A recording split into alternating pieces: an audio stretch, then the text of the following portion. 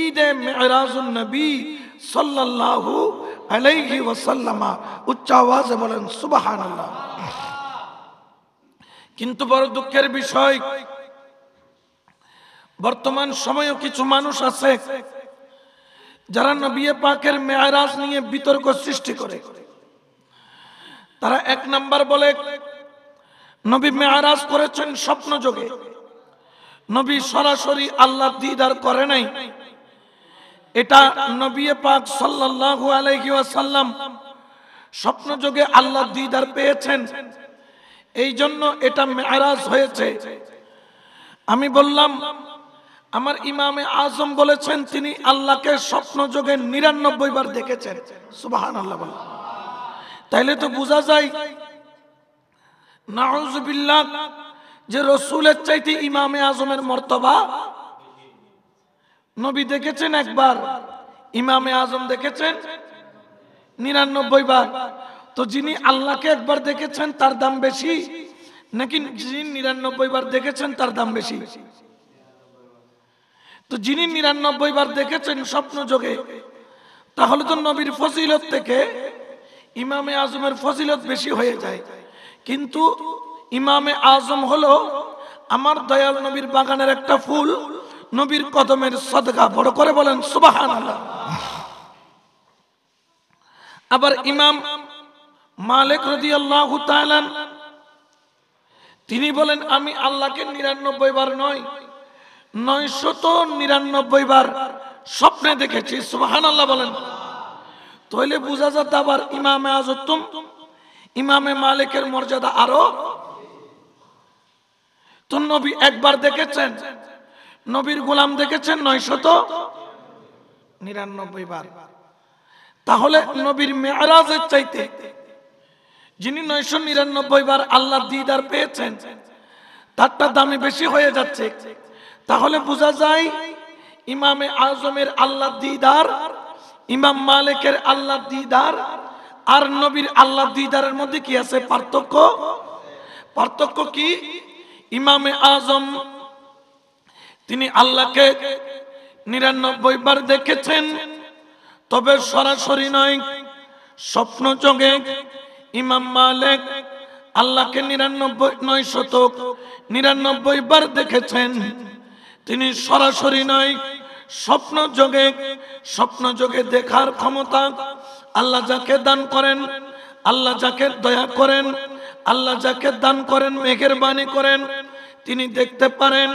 কিন্তু সরাসরি যেরকম চামড়ার চোখ দিয়ে আমি আপনাকে দেখছি, আপনি আমাকে দেখছেন, ওই রকম সরাসরি একজনই মাত্র দেখেছেন, তিনি হলেন আমার দয়াল নবী রাহমাতাল লিল আলামিন। সুবহানাল্লাহ বলেন। আর দ্বিতীয় নম্বর কারণ হলো, যদি আমার নবী স্বপ্ন যোগে মেরাজ করতেন তাহলে আবু জাহেল কখনো নবীর বিরোধিতা করত না। আবু জাহেল বলতেন স্বপ্ন যোগে আল্লাহ দিদার পাইতে পারে, কিন্তু আবু জাহেল স্বপ্ন যোগে দিদারের বিরোধিতা করে নাই। যাইয়া সিদ্দিক আকবরকে বললেন, ও আবু বকর সিদ্দিক, তোমার নবী নাকি সরাসরি আল্লাহর সাথে দিদার করে, পলকের মধ্যে মেরাজ করে, জান্নাত জাহান্নাম দেখে আবার সরাসরি জমিনের বুকে এসেছে। এটা কিভাবে সম্ভব? মানুষ পলকের মধ্যে কিভাবে আল্লাহ দিদার নিয়ে আসতে পারে? কিন্তু সিদ্দিক আকবর দাঁত ভাঙার জবাব দিয়েছেন, বলেন মেরাজের চাইতেও আর যদি কঠিন কোনো বিষয় হয়ে থাকে যেটা পৃথিবীর কারো পক্ষে সম্ভব নয়, সেটা আমার দয়াল নবীর পক্ষে সম্ভব। সুবহানাল্লাহ বলেন না। এই জন্য ওনার নাম হযরত আবু বকর সিদ্দিক। তো আমার দয়াল নবীর মেরাজকে কাফেরেরা অস্বীকার করেছে, তার কারণ হলো কাফেরেরা স্বপ্ন যোগে মেরাজ করা মানে, কিন্তু বাস্তবের মেরাজ তারা মানে। ধরেন আপনি এখান থেকে স্বপ্ন যোগে আপনি ধরেন আমেরিকায় চলে গেলেন। কোথায় গেলেন? আমেরিকা। আবার একই রাত্রে স্বপ্ন যোগে আপনি আমেরিকা থেকে লন্ডনে গেলেন, আবার একটু মন চাইলো যে ইউক্রেন রাশিয়ার যুদ্ধ চলতেছে, আমি একটু স্বপ্ন যোগে ইউক্রেন রাশিয়ার যুদ্ধটাও দেখে আসব। কালকে যদি বলেন হুজুর আমি আজকে রাত্রে আমেরিকা গিয়েছি, আমি লন্ডনে গিয়েছি, রাশিয়া গিয়েছি, আমি বললো কেমনে সম্ভব? বলো হুজুর স্বপ্নে গিয়েছি। আমি বললাম ও আচ্ছা, স্বপ্নে হলে সম্ভব কিন্তু বাস্তবে। তো আবু জাহাল, উতবা, সাইবা, আবুল আহাব যারা কাফেররা আছেন, স্বপ্ন যুগের মেরাজকে তারা অস্বীকার করে নাই, তারা অস্বীকার করছে নবীর সরাসরি মেরাজকে।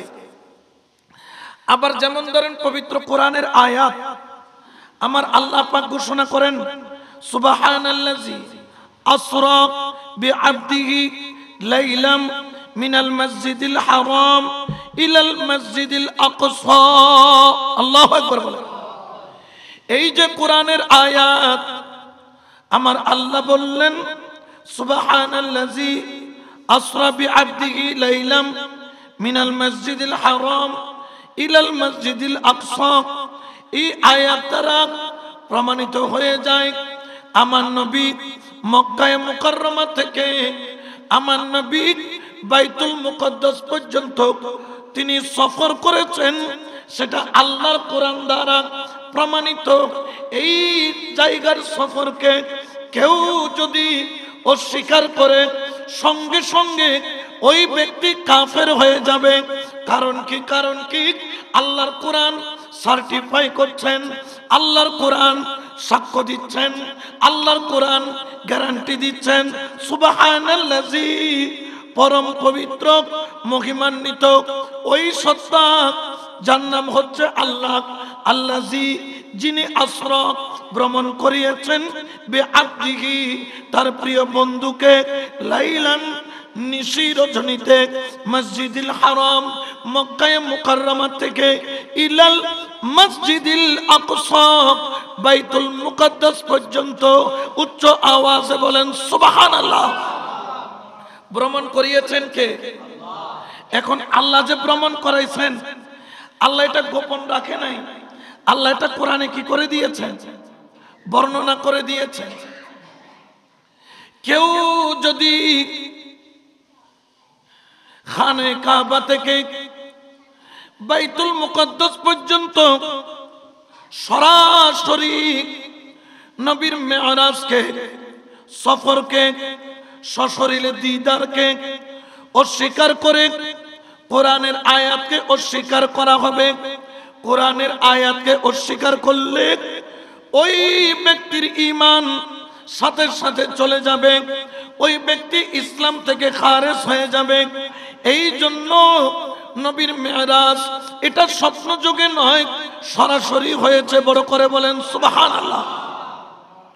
এখন বাতিলরা যখন দেখলেন যে স্বপ্ন যুগের মেরাজ বলতে গেলে তাদের ঈমান চলে যাচ্ছে, তারা এখন একটা নতুন আশ্রয় নিয়েছে। বলতেছেন নবী খানে কাবা থেকে বাইতুল মুকদ্দাস পর্যন্ত তিনি সরাসরি গিয়েছেন, আর বাইতুল মুকদ্দাস থেকে আল্লাহ দিদার স্বপ্ন যোগে করেছেন। বলেন না নাউজুবিল্লাহ। আচ্ছা, আমি যদি স্বপ্ন একখানা হতে হই যে আমি এখান থেকে কালুঘাট পর্যন্ত সরাসরি গিয়েছি, বা বোয়ালখালী থেকে কালুঘাট পর্যন্ত সরাসরি এসেছি, কালুঘাট থেকে মসজিদ পর্যন্ত স্বপ্ন যোগে এসেছি, আর ফল ডাইব না ডাইব? ডাকবে কিনা? যেটা স্বপ্ন এটা পুরাই স্বপ্ন হবে, আর যেটা সরাসরি সেটা পুরাটাই সরাসরি হবে। এরকম কি কখনো শুনেছেন? আমি মাইজবান্ডার যাচ্ছি, এখান থেকে অক্সিজেন গিয়েছি সরাসরি, সেখান থেকে মাইজবান্ডার গিয়েছি স্বপ্ন যোগে, এটাকে হবে? ব্যাকুন হবে তো জুরি বেড়ে ধরো, দরিয়ে সুন্দর করে ফাপনা ফাটাই দাও। কারণ অর্ধেক স্বপ্ন যোগে গিয়ে বলি হর, অর্ধেক সরাসরি গিয়ে বলি হর, তাহলে বুঝা যেতে হতার মধ্যে কি আছে? সদর বদর আছে। ও গেলে পুরোই স্বপ্ন গিয়ে হন, আর নইলে গেলে পুরোই সরাসরি গিয়ে হন। তো এখন বোঝা যায় যে তারা এইটা বলার সুযোগ নাই। নবী অর্ধেক স্বপ্নে গিয়েছেন, অর্ধেক সরাসরি গিয়েছেন। যদি স্বপ্ন বলতে হয় পুরা স্বপ্ন বলতে হবে, আর পুরা স্বপ্নে বললে আল্লাহর কোরআন অস্বীকার হবে। আল্লাহর কোরআন অস্বীকার হলে ওই ব্যক্তি কাফের হয়ে যাবে। আবার সরাসরি মানতে হলে অর্ধেক মানা যাবে না, পুরাই মানতে হবে। আবার পুরা মানতে গেলে নবীকে নূর মানতে হবে, পুরা মানতে গেলে নবীর ইলমে গায়েব মানতে হবে, পুরা মানতে গেলে নবী হাজির নাজির মানতে হবে, পুরা মানতে গেলে নবীকে জিন্দা মানতে হবে। উচ্চ আওয়াজে বলেন না সুবহানাল্লাহ।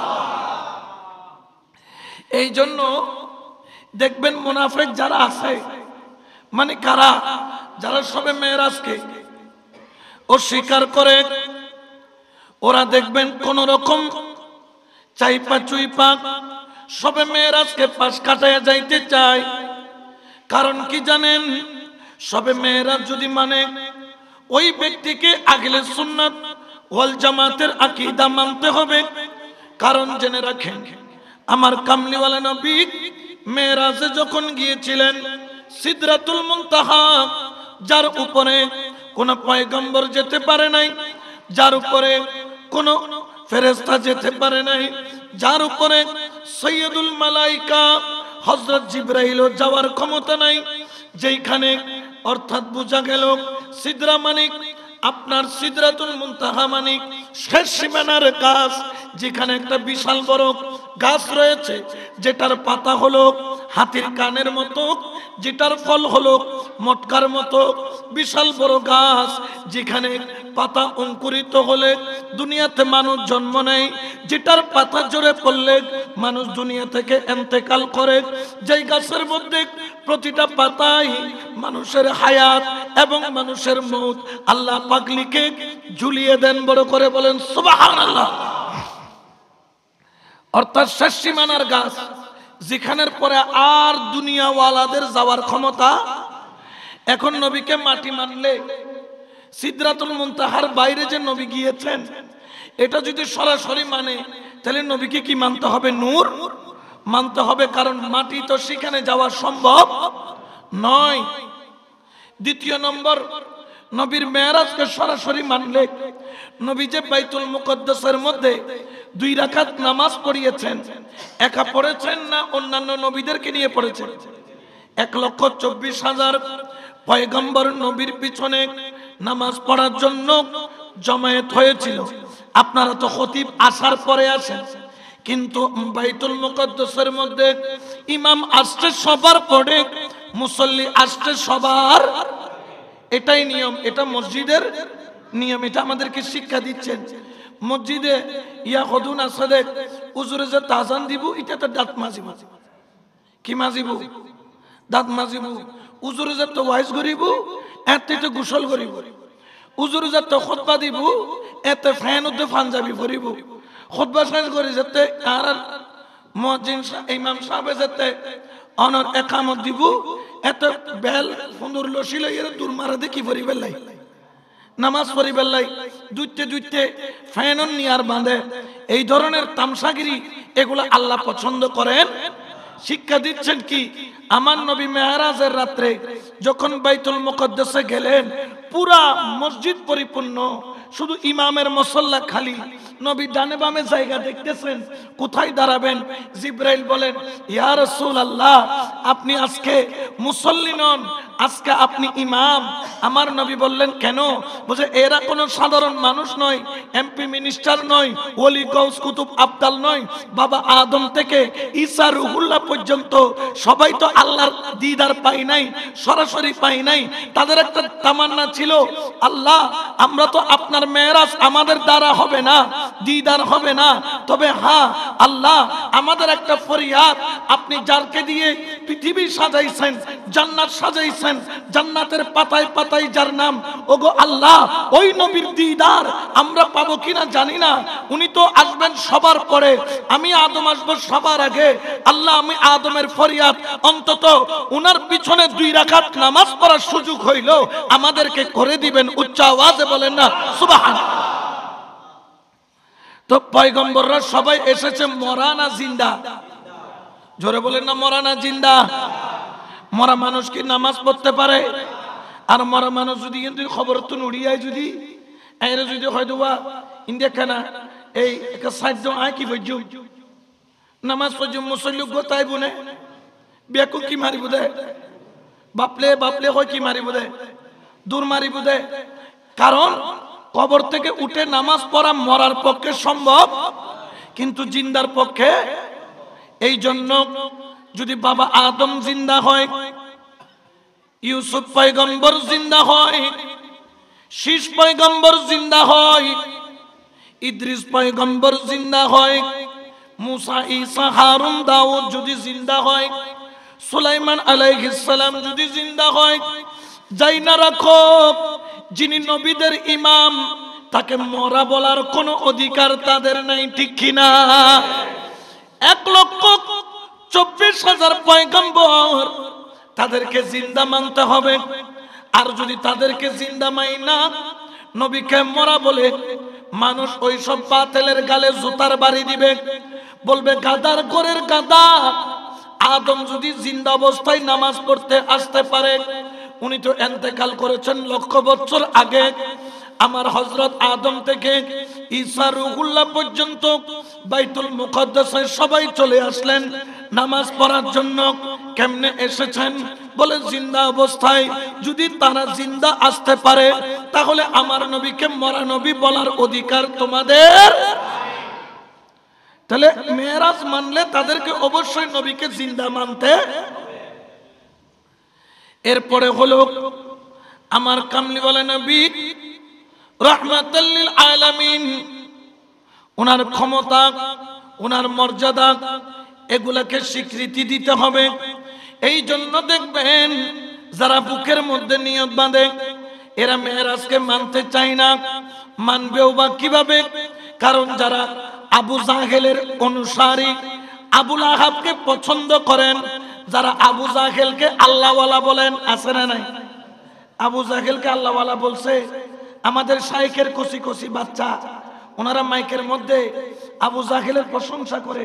আবু জাহেলকে কাফের বলবেন না, সে আল্লাহকে মানতো, রসুলকে মানতো না। ওরা বিয়া হল বেকুবুদ্দলের বেকুব, কি খাই পড়ালেখা করছো আল্লাহ জানে। আর নবীরে না মানে তাল্লাই তো কাফের। নবীকে মানে না সেজন্য কি? এক আল্লাহকে তো হিন্দুরাও মানে, এক অস্তিত্বের উপর তারা বিশ্বাস আনে। তারা বলতেছেন একজনই বিভিন্ন রূপে আসছে, তো তারা তো এককে মানে না বিদায় তো নবীকে মানে না বিদায় তো তারা কি কাফের। এখন দেখা যায় আবু জাহেল, আবুল আহাব, উতবা, সাইবার আকীদা আমাদের কচি কচি শাইখদের মধ্যে পাওয়া যায়। বোঝা যায় এরা হলো বেঈমান নাম্বার। এই জন্য দেখবেন তারা মেরাজের তারিখ নিয়ে গুতাগুতি করে। মেরাজ কোন দিন হয়েছে আমরা জানি না, তোরা না জানিল আরা জানি, তোরা জানিল জানি বলি হইতে ন। কারণ মেরাজ মানিলে বহুত কিছু কি করণ করিব। দ্বিতীয় নম্বর, নবীর ক্ষমতা মানতে হবে। নবীর কি মানতে হবে? ক্ষমতা। নবীর শাফাআত মানতে হবে, নবীর ইলমে গায়েব মানতে হবে। এই জন্য দেখবেন যারা বাতিল ফিরকা তারা মেরাজুন নবী পালন করে না। আমাদেরকে বলেন মেরাজুন নবীর দিন ইবাদত না করাই নাকি বড় ইবাদত। নাউজুবিল্লাহ বলেন। অথচ মেরাজুন নবীর রাতে আল্লাহর তরফ থেকে আমাদের জন্য আল্লাহর প্রিয় বন্ধু নিয়ামত এনেছেন। ওই নিয়ামতের নাম হলো সালাত। সুবহানাল্লাহ বলেন। এই জন্য আমার আল্লাহ পাক রব্বুল আলামিন কেন মেরাজ করাইলেন? এই মেরাজ হয়েছে 11 হিজরিতে মক্কায় মুকাররমা থেকে মদিনায় হিজরত করার আগে। মেরাজ কেন করাইলেন? এর কয়েকটা প্রেক্ষাপট রয়েছে। এক নম্বর প্রেক্ষাপট হলো আমার কামলিওয়ালা নবী রাহমাতাল লিল আলামিন আগে সবাই বন্ধু ছিল, আগে সবাই আল আমিন মানত, আগে তাকে সবাই মক্কা নগরীর গর্ব মানত।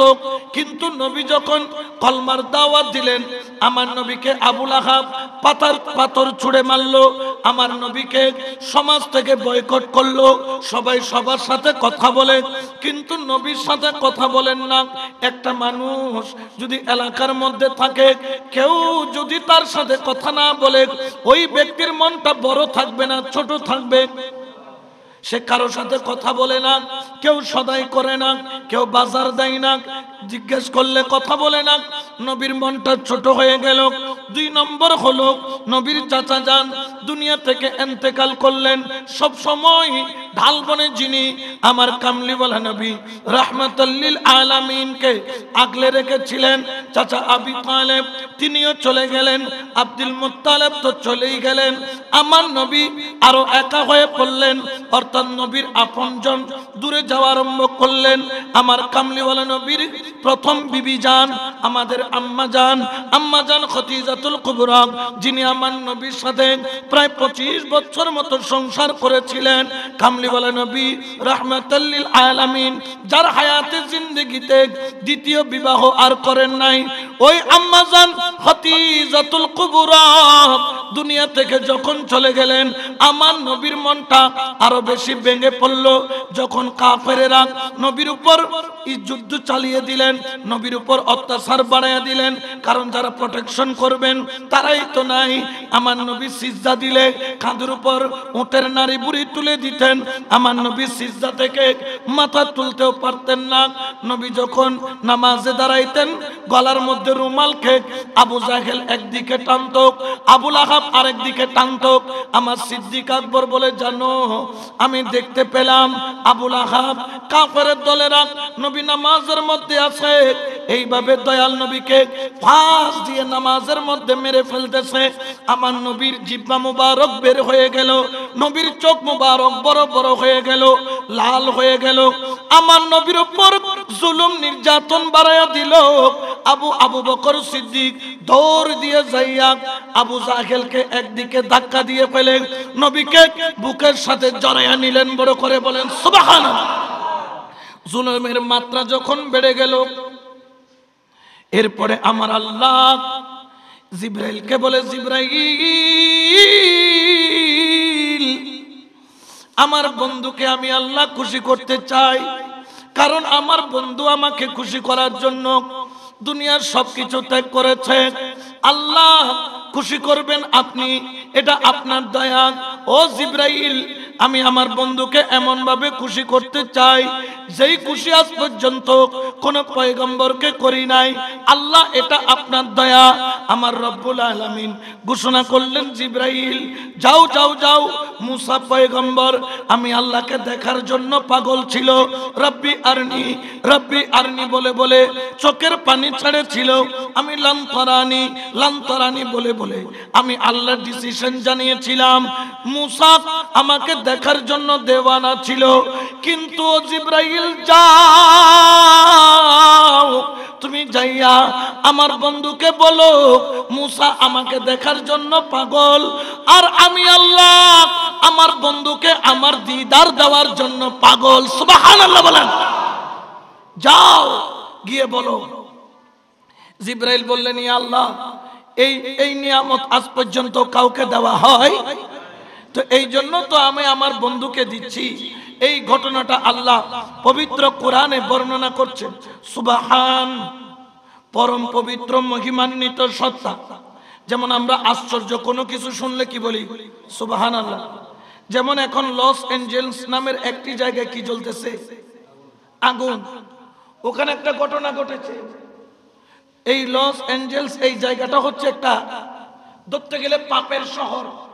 যত ধরনের খারাপ কাজ সব ওই এরিয়ার মধ্যে হয়। আমরা দেখেছি কওমে লূতকে আল্লাহ কিভাবে ধ্বংস করেছিলেন।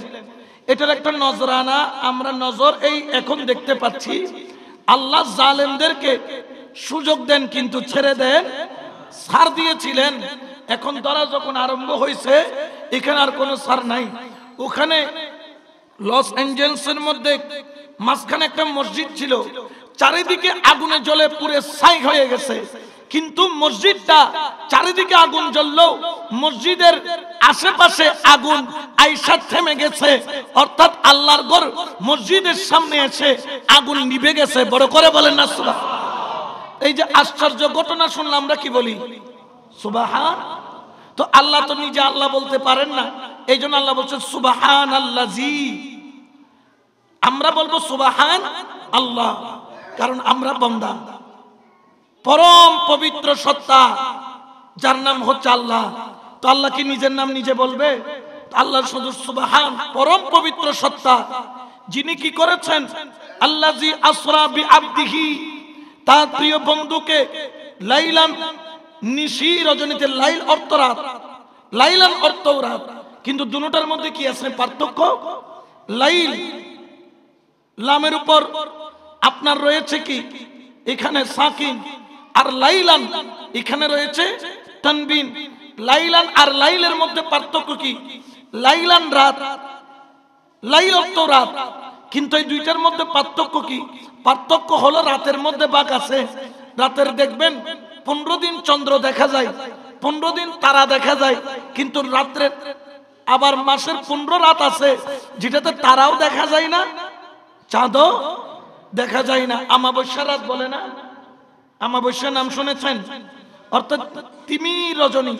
আবার কতগুলা রাত দেখবেন যে চাঁদনি আলো থাকে, রোড দিয়ে হাঁটলে রোড কি যায়, দেখা যায়। আবার কতগুলা রাত থাকে যেখানে রোড না, নিজের হাতও দেখা যায় না, অর্থাৎ তিমির রজনী। অর্থাৎ আল্লাহ বলছেন, বন্ধু আমি তোমাকে সফর করাবো কখন? চাঁদনি রাতে নয়, তিমির রজনীতে। চাঁদেরও একটা আলো আছে, সৌন্দর্য আছে, তারারও একটা আলো আছে, সৌন্দর্য আছে, কিন্তু বন্ধু আমি তোমাকে তিমির রজনীতে ভ্রমণ করাবো। সেখানে আলো হবে শুধু দুইটা, একটা হলো তুমি রসুলের আলো, আর একটা আমি খোদার নূরের আলো। বড় করে বলেন সুবহানাল্লাহ। আর কোন সেখানে আলো থাকতে পারবে? লাইলান, নিশি রজনী, তিমির রজনী, যখন তারকা নাই, চন্দ্র নাই, আল্লাহ তার প্রিয় বন্ধুকে দাওয়াত দিচ্ছেন। কেমন দাওয়াত দিলেন? আমার জিবরাইল আল্লাহর পক্ষ থেকে রওনা দিলেন, এই জিবরাইল আমার বন্ধুকে তুমি আনবা দুলার মতো করে, যেমন করে দুলাকে আনা হয় আপনার ক্লাবের মধ্যে। তিনি গাড়িতে করে আসেন, তখনকার সময় তো গাড়ি ছিল না। আমার আল্লাহ বললেন, ও জিবরাইল তুমি হচ্ছ আমার বন্ধুর গোলাম, তুমি তাড়াতাড়ি যাও ওই জায়গার মধ্যে যেখানে বুরাক রয়েছে, বুরাক, ওই বুরাকের আস্তাবল থেকে 70,000 থেকে বাছাই করে সর্বোত্তম বুরাকটা আমার বন্ধুর জন্য নির্ণয় করে নাও, আমার বন্ধুকে মেরাজের জন্য নির্ণয় করে নাও। ও জিবরাইল সেখানে নিয়ে আমার বন্ধুকে দুলার মতো বুরাকের মধ্যে বসাইয়া তুমি খাদেম বনে আমার বন্ধুর বুরাকের লাগাম ধরে হাঁটবা। আমার বন্ধু বাদশা বনে আমি বন্ধুর দরবারে আসবে। বড় করে বলেন সুবহান। এখন বুরাকের আস্তাবল, আর এটা হয়তো গোয়ালঘর। কি ঘর? গোয়ালঘর চিনো না? গোয়ালঘরের মধ্যে কি থাকে দেয়? গরু। আল্লাহরও একটা আস্তাবল বা গোয়ালঘর, তবে গরু ন থাকে, ইবের থাকে দে বুরাক। আর গোয়ালঘরের মধ্যে থাকে দে বিয়াকির ফাহানা, দুর্গন্ধ। কিন্তু এই আস্তাবলটা হলো ইয়াকুত, জাবারুত, পাথর দিয়ে তৈরি, যেখানের কুটিগুলা হলো স্বর্ণ দ্বারা তৈরি, যেখানে একটি মহলের চাইতে সুন্দর, তাজমহলের চাইতে কোটি গুণ সুন্দর এই বুরাকের আস্তাবল বানিয়ে আল্লাহ 70,000 বুরাক রেখেছেন। জিবরাইল যখন গেলেন ডাক দিলেন, বুরাকের দল তোমরা কেমন আছো? বুরাক বললেন, আল্লাহর অশেষ মেহেরবানি, আমরা ভালো আছি। ও বুরাক, তোদের কপাল তো খুলে গেছে, আজকে তোরা 70,000 বুরাক থেকে একটা বুরাক মুস্তাফার বাহন হবে। উচ্চ আওয়াজে বলেন না সুবহানাল্লাহ। বুরাকের মধ্যে আনন্দ, উৎসাহ, নাচানাচি আরম্ভ হয়ে গেল। তারা কোমর দুলিয়ে, পা দিয়ে লাফিয়ে, মাথা নেড়ে, নোম নাড়িয়ে, আওয়াজ করে তারা চোখের ইশারা দিয়ে খুশি উদযাপন করছে। একটা বুরাক দৌড়ে আসলো, ও জিবরাইল আমাকে নাও না মুস্তাফার বাহন বানাইয়া। তোমার খুবই কি? বলে আমি যখন হাঁটি আমার হেলাদুলা হয় না, নবী বসলে নবী হেলবে না, দুলবে না, সোজা স্ট্রেট নিয়ে আসবো। আরেক বুরাক বলে, ওরে জিবরাইল আমাকে নাও না, কারণ দেখো আমার চেহারাটা কত সুন্দর। আরেক বুরাক বলে, আমাকে নাও, আমার চোখ সুন্দর। আরেক বুরাক বলে, আমাকে নাও, আমার পিঠ সুন্দর। আরেক বুরাক বলে, আমাকে নাও, আমার পা সুন্দর। আরেক বুরাক বলে, আমাকে নাও, আমার কেশ সুন্দর। এইভাবে প্রতিযোগিতার মধ্যে রেখে গেল। জিবরাইল বলে, কাকে ছেড়ে কাকে নিব? সবগুলাই তো সুন্দর। বড় করে বলেন না সুবহানাল্লাহ। কিন্তু নিতে পারবে কয়টা? এখন এই চাকরিটা নেওয়ার জন্য ক্যান্ডিডেট কত হাজার? 70,000 কয় হাজার, কিন্তু নিবেন কয়টা? এখন কাকে ছেড়ে কাকে নিবেন? টেনশনের মধ্যে পড়ে গেলেন। হঠাৎ করে জিব্রাইল দেখলো কুনা দিয়ে একটা বুরাক টপ টপ টপ টপ করে চোখের পানি ছেড়ে শুধু কান্দে। জিব্রাইল দৌড়ে গেল, কিরে বুরাক, সবাই খুশিতে আত্মহারা, তুই কেন বসে বসে কোনার মধ্যে কাঁদছিস? ওই বুরাক বলেন, ওরে জিব্রাইল, খুশির দুইটা নমুনা আছে। যখন সন্তান বিদেশ থেকে আসে মাও খুশি হয়, বিবিও খুশি হয়, তবে মা খুশি হইয়া চোখের পানি ছাড়ে, বিবি খুশি হইয়া খিলখিল করে হাসে। দুটোটাই খুশি, খুশির মধ্যে পার্থক্য রয়েছে। 69,999টা বুরাক সবাই খুশিতে হাসতেছে, আর আমিও খুশি, তবে আমার খুশিটা হলো ভিন্ন। আমি খুশিতে চোখের পানি ছাড়তেছি। উচ্চ আওয়াজে বলেন সুবহান। দুই খুশির মধ্যে বেশ কম আছে না নাই? জিব্রাইল বললেন, ও বুরাক, তোর খুশি আর বাকি খুশি থেকে আলাদা, এই জন্য আল্লাহ রাসূল তোর কাঁধেই উঠবে, তোর পিঠেই উঠবে। বড় করে বলে সুবহান। এই জন্য শায়রে বলেন, নূরুন নবী যাই দিদারে নিলেন খুদা তাআলা। বলেন, নূরুন নবী যাই দিদারে নিলেন খুদা তাআলা। সেই খুশিতে পড়ো সবাই দরুদ সাল্লে আলা। সেই খুশিতে পড়ো সবাই দরুদ সাল্লে। নূরুন নবী যাই দিদারে নিলেন খুদা তাআলা। নূরুন নবী যাই দিদারে নিলেন খুদা তাআলা। সেই খুশিতে সরো সবাই দরুদ সাল্লে আলা। সেই খুশিতে পড়ো সবাই দরুদ সাল্লে। সুবহানাল্লাহ বলেন। তো ওই দিন দরুদ না পড়ে, মিলাদ না পড়ে, কিয়াম না করে অন্যদিন করব নাকি? আমরা অন্যদিনও করি, এই দিন একটু বেশি বেশি করি, নামাজ একটু বেশি বেশি করি, কিন্তু কদুন আসলে মসজিদ কি মারি দেয়, তালা মারি দেয়। এগুন হইলে বোঝা যাবে যে আল্লাহর শত্রু, এগুন নবীরও শত্রু। এখন বুরাক নিয়ে রওনা দিলেন। আর আচ্ছা, বুরাক শব্দের অর্থ কি জানেন? বুরাক শব্দের অর্থ হলো, বুরাক শব্দটা এসেছে বরকুন। বরকুন অর্থ হলো বিদ্যুৎ। যেমন এখানে লাইট জ্বলতেছে কিনা, এটা কিসের মাধ্যমে চলতেছে? ফুয়ের মাধ্যমে না কারেন্টের মাধ্যমে? আর মুসল্লি যেগুন ব্যাকুন আছে, যেগুন ফু মারি এরা ফাঙ্কা ঘুরে টারিবে না, ফাঙ্কা ঘুরিব না। এটা ঘুরানোর জন্য কি লাগবে? বিদ্যুৎ। এই বরকুন অর্থ হচ্ছে বিদ্যুৎ। আর বুরাক অর্থ কি? বুরাক আর বরকুনের মধ্যে পার্থক্য আছে। এটা বিদ্যুৎ, তবে এটার একটা নির্দিষ্ট সীমা আছে, 220 ভোল্টেজ। ভোল্টেজের মাত্রা কত? 220। এখানে যদি 440 দেয়, ফাঙ্কা থাকবে? ফাঙ্কা এখন টুস টুস করে কি হয়ে যাব, ফুড়িব। হবে তো আমার লোড ক্ষমতা 440 নেওয়ার মতো নাই, আমি হচ্ছে 220 ভোল্টেজ নিতে পারি। বুরাক বরকুন অর্থ ধরে নিতে পারেন 220 ভোল্টেজের নূর। আর বুরাক এটা মানে কি জানেন? যেমন অনেকগুলা তার দেখবেন খুব উপর দিয়ে যায়, অনেক উপরে, এত বেশি উপরে, আপনি এগুলা কোন লাঠি দিয়েও লাগান, এখানে অল্প উপরে লেখা থাকে ডেঞ্জার, অর্থাৎ এই সীমানার উপরে কেউ উঠবেন। এটাও কারেন্ট, এটাও কারেন্ট, তবে ওই কারেন্ট হচ্ছে দূর থেকে টেনে নিয়ে ফেলতে পারে। কারণ কি বলে, এইখানে 1,11,000 ভোল্টেজের কারেন্ট। দুটোটা কি এক জিনিস? ইবে ধরলে হানিকুল জিকির টিকির করে কি করে দিব, সারিব না সারিব? ইবে ধরার মতো তোমার হতন জিকির জাকার ঘরে গেলে হবে তো খোদার হতো জীবন 9টা হস ইয়াকে জিকির হইলে ঘর হতক্ষণ ই করে জিকির টিকির করায় তো কবিতা বলে ঠিক হইস না? আল্লাহর ইবাদত করিবি নি গজ্জুম, নামাজ সারিবি নি নসজ্জুম, মা বাবার খেদমত করি নি গজ্জুম। আচ্ছা যা, আজ তোরে কি করে দিলাম। কিন্তু ইবে ধরা দে, কিন্তু মগজ সারাসারি নাই। বুরাকত্ব বিদ্যুৎ, বরকুনত্ব বিদ্যুৎ, আর বুরাকত্ব মহাবিদ্যুৎ। অর্থাৎ বুরাক এটা নূর, একটা আলো, জ্যোতি, বরকুন। আর বুরাকত্ব হচ্ছে মহাজ্যোতি, তো যারা নবীর নূর না মানে ইতারা 220 ভোল্ট ইসো তারা কেন চলিয়ে রে বইনপুর তা তো দাঁড়াই দিয়ে হবি দি হইবে দেওয়া আর নবী তো নূরের উদ্দি কারেন্টের উদ্দি বিদ্যুতের উদ্দি সফর করছি তত বিদ্যুৎ মহাইবে দরম পড়তো নু ও তো 220 ধরিয়ে রে কেন দেখো এটা ধরনের দেরি জিকির করতে বান্ডারে কলে ঢেলে তো কি করি বুঝে ফালাই বুঝে রে এটা সারিবের কোনো সুযোগ নাই তো নবী পাক বুরাক নিয়ে আসলেন জিব্রাইল দরজা দিয়ে ঢুকে নাই ঢুকছেন কি দিয়ে সাত দিয়ে আমার নবীর দিদারে গেলেন তবে গেলেন যে সত্য কেমন করে গেলেন আরে জিব্রাইল হুকুম পাইয়া মক্কায় আসে দাওয়াত লইয়া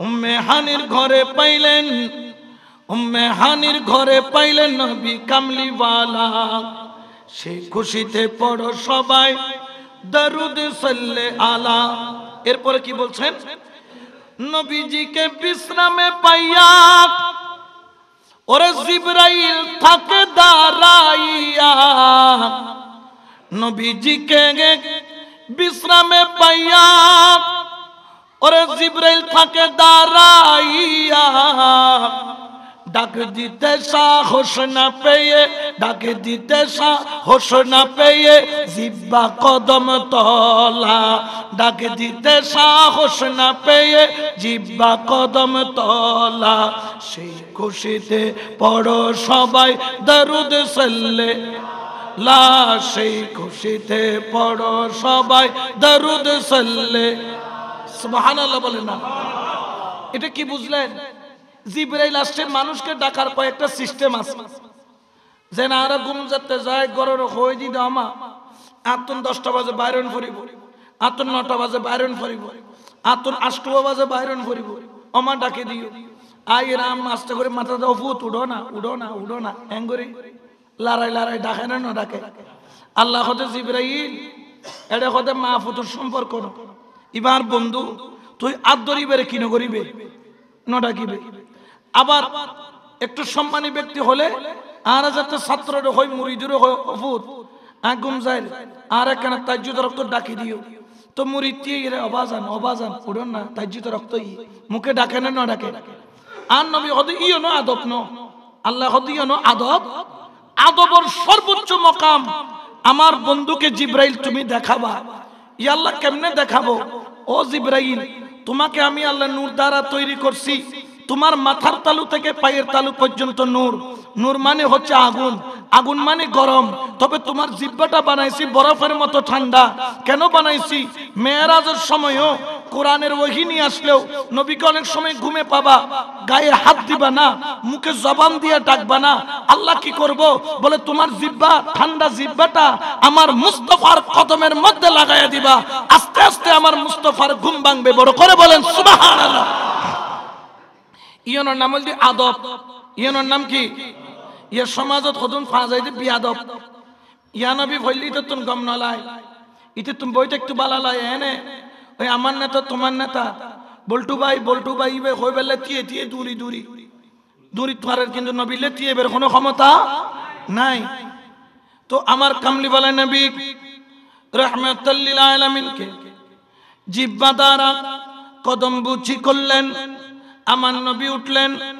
ওগো জিবরাইল কি জন্য এসেছো আমার জিবরাইল বললেন ওগো আল্লাহর হাবিব আপনি তাড়াতাড়ি তৈরি হয়ে নেন উঠে যান আপনার মাওলা আপনাকে দিদার দেওয়ার জন্য আহ্বান করেছেন সুবহানাল্লাহ তো বন্ধুর দিদারত বন্ধু যাইবে তো বন্ধু তুম খুশি লানে নলার ঠিক রওয়ায়াতের মধ্যে আছে নবী পাকের সিনা চাক হয়েছে তো সিনা চাক কি করেছেন স্বর্ণের বাটির মধ্যে জান্নাতের নহরের পানি এনে নবী পাকের কলব মুবারক দৌত করা হয়েছে তো অনেকে বলেন যে নবীর কলবের ময়লা পরিষ্কার করেছে বলেন নাউজুবিল্লাহ নবীর কলবে কোনো ময়লা আছে জোরে বলেন না আছে কেন পরিষ্কার করলেন কেন পানি দিয়ে দৌত করলেন সেখানে কেন প্রজ্ঞা জ্ঞান দিলেন আমার আল্লাহ বুঝাইতে চাইলেন ও বান্দারা বন্ধু তো আসবে মেরাজ করে তোমাদের জন্য